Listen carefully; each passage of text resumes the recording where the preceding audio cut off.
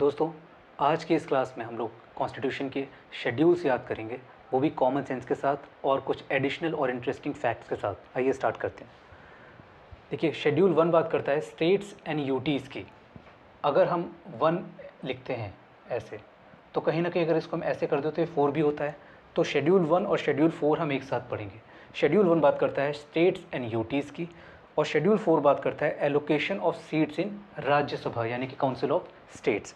तो आपको पता है कि पार्ट 1 में भी हमने जब पढ़ा था इंडियन कॉन्स्टिट्यूशन में, तो सबसे पहले किसकी बात होती है? स्टेट और यूटीज़ की। ये नहीं होंगे तो फिर कॉन्स्टिट्यूशन किस चीज़ का पढ़ोगे आप? तो ये ईजिली याद हो जाएगा। अब देखिए, राज्यसभा में क्या होता है? राज्यों का प्रतिनिधित्व यानी कि स्टेट्स का रिप्रेजेंटेशन। तो स्टेट्स और यूटीज़ इन्हीं का तो रिप्रेजेंटेशन होगा यहाँ पे। तो 1 और 4 ईजिली याद हो जाएगा। शेड्यूल 2 में बात है सैलरी की, और शेड्यूल 3 में बात है ओथ की। तो देखिए, शेड्यूल 2 में सैलरी, तो आपको पता है कि जब एक बार गवर्नमेंट जॉब लग गई तो बहुत सारे लोग ऐसे होते हैं जो अपनी सैलरी नहीं उठाते। क्यों? क्योंकि 2 नंबर का पैसा आ रहा होता है। तो 2 में आप याद कर लेंगे सैलरी। इस शेड्यूल में जो हमारे सुप्रीम कोर्ट, हाई कोर्ट जजेस हैं, प्रेसिडेंट है, गवर्नर हैं, एक्सेट्रा, इनकी सैलरी की बात हो रखी है। शेड्यूल 3 में आते हैं ओथ में। बहुत ही फेमस मूवी थी तीसरी कसम, तो तीसरी कसम से आपको ईजिली याद हो जाएगा कि 3rd में ओथ है। 4th हम देख चुके हैं, 5th और 6th हम एक साथ देखते हैं। हम लोगों ने पार्ट 10 में भी देखा था, मैंने आपको वहाँ भी बताया था कि पार्ट 10 और शेड्यूल 5, तो 5 2 10 होता है। तो इसको याद रखिएगा कि शेड्यूल 5 बात करता है administration and control of scheduled and tribal areas की, और पार्ट शेड्यूल 6 जो है वो बात करता है कि असम, मेघालय, त्रिपुरा और मिज़ोरम में जो ट्राइबल एरियाज़ हैं उनका एडमिनिस्ट्रेशन कैसे होगा।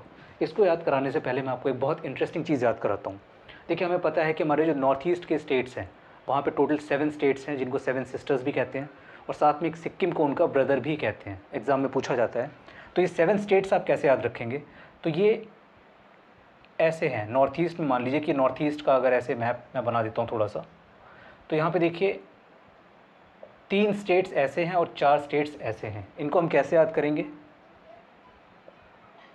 इसको हम याद करेंगे अमेत्री, और यहाँ हम लिखेंगे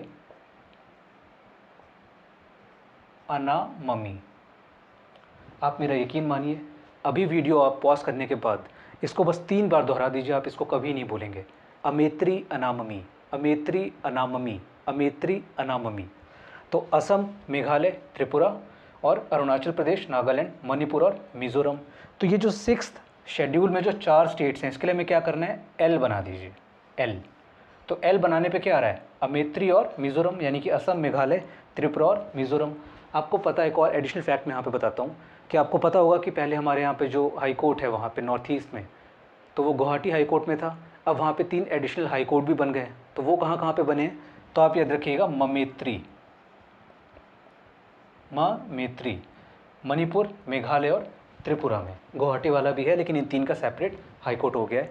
आगे देखते हैं, 7 में है लिस्ट। लिस्ट यूनियन, स्टेट और कॉन्करेंट की। आपको पता है कि India, that is Bharat, shall be A union of state by virtue of article 1। तो हमारे यहाँ पे यूनियन है और स्टेट है। अब भाई उनके कुछ एक बाइफर्केशन होना चाहिए ना, कि आप ये काम करेंगे, हम ये काम करेंगे। तो वही शेड्यूल 7 बताता है हमारा कि यूनियन लिस्ट में कुछ ऐसे मैटर्स हैं जिन पे सिर्फ यूनियन गवर्नमेंट यानी कि पार्लियामेंट लॉ बना सकती है। स्टेट में कुछ ऐसे मैटर्स हैं जिन पे कि स्टेट गवर्नमेंट यानी कि स्टेट लेजिस्लेचर ही लॉ बनाएगा, और कॉन्करेंट में कुछ ऐसे मैटर्स हैं जिन पे दोनों ही लॉ बना सकते हैं। लेकिन जब भी डिस्प्यूट होगा तो किसका प्रिवेल करेगा? यूनियन का, यानी कि पार्लियामेंट का। 7th में लिस्ट है, कैसे याद करोगे भाई? यूनियन और स्टेट जब साथ साथ चलेंगे तभी तो बात बनेगी। तो साथ साथ मतलब 7, ठीक। 8 में है लैंग्वेजेस। ये मैंने आपको पार्ट 17 से याद करवाया था। पार्ट 17 भी लैंग्वेज की बात करता है, और 1 + 7 कितना होता है? 8। तो 17 मतलब खतरा, क्योंकि इतने सारे बोलने मतलब लैंग्वेज बोलने वाले लोग हैं कि सबको एक साथ इकट्ठा करके रखना किसी खतरे से कम का काम नहीं है। तो 17, 8, 8th में लैंग्वेज है। तो देखिए, हमारा जब संविधान बना था तब सिर्फ 8th शेड्यूल थे। फर्स्ट कॉन्स्टिट्यूशन अमेंडमेंट से ये 9th शेड्यूल आया था, और ये चारों बाद में जोड़े गए हैं। तो प्रेजेंट में इस समय हमारे पास 12 शेड्यूल्स हैं। जब कॉन्स्टिट्यूशन बना था तब कितने थे? 8। तो देखिए, 9th जो है वो कॉन्स्टिट्यूशन अमेंडमेंट फर्स्ट से आया था। ये बात करता है validation of certain act and regulation. उस टाइम पे क्या है कि जो हमारी सरकार थी वो प्रॉपर्टी से रिलेटेड बहुत सारे रिफॉर्म्स कर रही थी, जिसको लेके बहुत सारे लोग कोर्ट में जा रहे थे। तो सरकार ने क्या कहा? सरकार ने एक 9th शेड्यूल बनाया और बोला कि जो भी कानून हम इसमें डाल देंगे तो कोर्ट इसका जुडिशियल रिव्यू नहीं कर सकती। तो क्या है, नो जुडिशियल रिव्यू, तो नो यानी नो, आपको ईजिली याद हो जाएगा। 10 पे आते हैं। 10 बात करता है एंटी डिफेक्शन लॉ, यानी कि दल बदल कानून। तो अक्सर हमारे यहाँ पे दल बदल होते ही रहते हैं, वर्तमान में भी यही सब चल रहा है। इसको हम कैसे याद करेंगे? एक ये पहली बात तो आया किस अमेंडमेंट से था? 52nd amendment. ताश में कितने पत्ते होते हैं? 52। जब भी आप कोई ताश का कोई गेम खेलते हैं और एक बार सब में पत्ते बट गए, इसके बाद जब दोबारा गेम होता है तो क्या वो वही पत्ते आपके पास आते हैं? नहीं, वो क्या करते हैं, अपना दल बदल लेते हैं। तो दल बदल 52 आपको याद रहेगा ईजिली।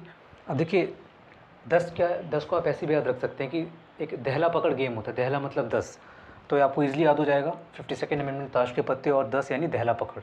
अब इसके बाद के जो दो आपके शेड्यूल है, 11 में पंचायत की बात है और 12 में म्यूनसिपैलिटीज़ की, ये आपका 73rd अमेंडमेंट से आया था और ये 74th अमेंडमेंट से।